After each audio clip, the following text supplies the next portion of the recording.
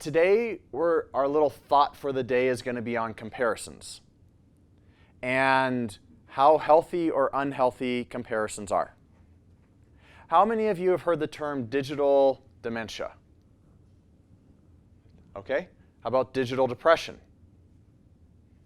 All right, so digital dementia is where we're using our electronic devices so much that it scrambles our brains, basically, or it doesn't help us to remember things because we're using our phone to add 1 plus 2 instead of just doing it in our head. And then digital depression is a well-documented, well-known fact for some of the problems that you can get into with things like Facebook, Instagram, all those. Now those platforms can be wonderful to connect you with your friends and to teach you more information, but they can also be a huge source of depression. And this is why. It's because we're comparing ourselves to others. So most of the time people who post on Facebook don't post, I just had the worst day ever, I did this dumb, and this was stupid, and this was whatever, and this is how I'm going to do to fix it, and if you guys can hold me accountable, that'd be great, because I don't want to do that again. Most of the time, we have Photoshop pictures that describe a perfect life, which just isn't true, and we're comparing it to ourselves.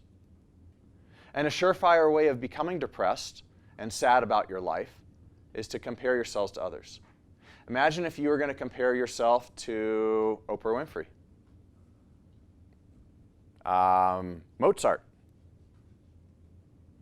a number of other famous people who've made a mark. I was reading about a gentleman who helped start PayPal.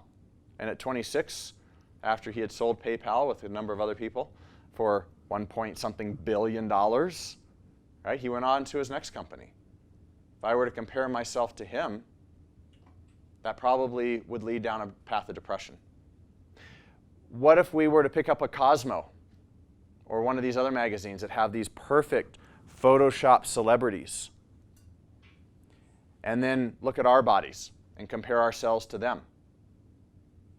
Or the romantic picture of two people holding hands, or the couple in the movie where everything's perfect and you never see the ins and outs of life, the daily struggles. And in those daily struggles is actually where we show our partners love, where we show our employees love. Guys, comparing ourselves to these made-up notions where we do not have a complete picture of what the other person has struggled with or gone through, what we look like, what our relationships could be like when we don't know about others, that's how you get depressed. It's also how you deliver poor care. It's also how you are not the best employee, friend, spouse, fill in the blank. We need to compare ourselves to our own barometer.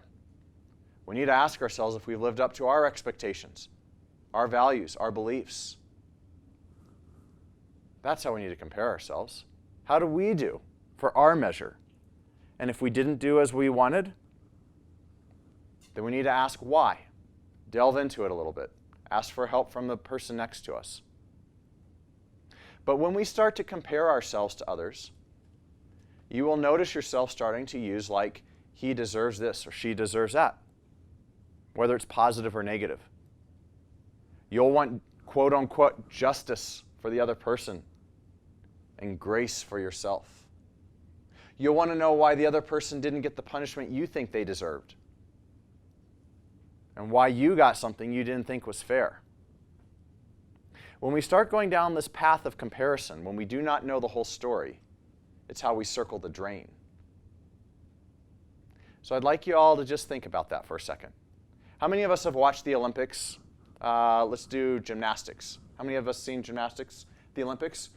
See the guys on the Iron Cross? Do you think that happened overnight? I'm talking years and years of back-breaking exercise. That's what's gotten that person to that point.